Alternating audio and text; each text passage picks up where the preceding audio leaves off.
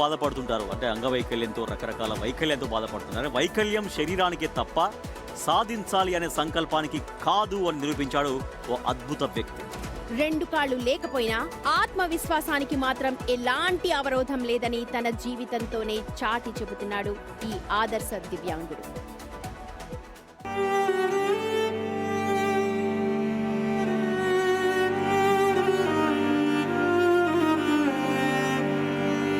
మహబూబాద్ జిల్లా కేసముద్రం మండలం తాళ్లపూసపల్లి గ్రామానికి చెందిన రమణాచారి జీవితం ప్రతి ఒక్కరికి ఒక నిలువెత్తు నిదర్శనం. 40 ఏళ్ల క్రితం రైలు ప్రమాదంలో ఆయన తన 2 కాళ్లను కోల్పోయాడు. లోకం చీకటయ్యింది, జీవితం ప్రశ్నార్థకంగా మారింది. కానీ రమణాచారి గుండె ధైర్యాన్ని కోల్పోలేదు. చేతులున్నాయి, శ్రమించే తత్వం ఉంది, అన్నింటికీ మించి బ్రతకాలనే బలమైన సంకల్పం ఉందంటూ అడుగులు వేశాడు.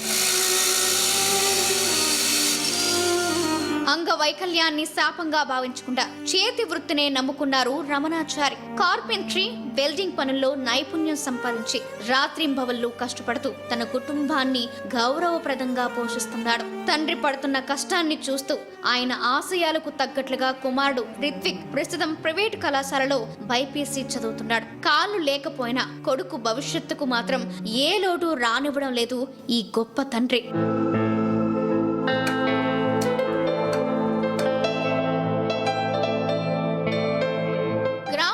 మరో గ్రామానికి వెళ్లి పనులు చేసుకోవడానికి రమణాచారికి రవాణా పెద్ద సమస్యగా మారింది. తనకు ఒక దివ్యాంగుల మోటార్ సైకిల్ ఇప్పించాలని ఎన్నో మార్లు అధికారుల చుట్టూ తిరిగాడు. ఎన్నో అర్జీలు పెట్టుకున్నాడు. కానీ ఇప్పటి వరకు ఏ అధికారి, ఏ ప్రభుత్వము ఆయన వైపు చూడలేదు. కార్పెంటర్ పని చేస్తా, వెల్డింగ్ పని చేస్తా. ఒక అబ్బాయి ఇంటర్మీడియట్ చదువుతాడు, 30 సంవత్సరాలు అవుతుంది. కాళ్ళు పోయి ట్రైన్ యాక్సిడెంట్లో పోయింది. అట్లా అప్పటిదాన్ని ఇదే పని చేసుకొని బతాను. ఒట్ల పని వస్తుంది, కార్పెంటర్ పని వస్తుంది, బిల్డింగ్ పని చేస్తాను. తలుపులు, దర్వాజాలు, కిటికీలు అన్ని చేస్తాను.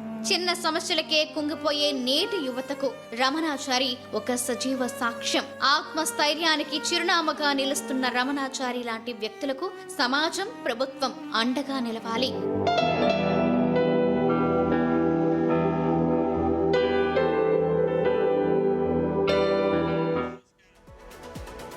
నిజంగా ఎంత డెప్త్ ఉందండి ఆ స్టోరీలో. ఎందుకంటే అన్ని అవకాశాలు ఉండి శరీరం అంతా బాగున్నా కూడా చాలా మంది పని లేకుండా ఖాళీగా తిరుగుతున్నటువంటి వాళ్ళు ఎంతో మంది ఉన్నారు కదా. అటువంటిది నిరాశ, కొంతమంది దాన్ని ఏమంటారు, అసమర్థతతో లేదంటే వేరే వాళ్ళ మీద తప్పు తోసేస్తూ ఆ రకంగా కూడా ఉంటారు. కానీ ఇట్లా 2 కాళ్ళు లేకపోయినా కూడా రమణాచారి కదా. రమణాచారి నిజంగా మీకు హ్యాట్స్ ఆఫ్ రమణాచారి గారు. అటువంటి వాళ్ళని ఇన్స్పైరింగ్గా తీసుకోవాల్సినటువంటి అవసరం ఉంటుంది. ఆ యువత కావచ్చు, లేదంటే ఏమైనా పని చేయకుండా ఊరికే బలాదురుగా తిరిగే వాళ్ళు కావచ్చు, ఇటువంటి వాళ్ళని చూసి ఇన్స్పైర్ కావాలి ఖచ్చితంగా.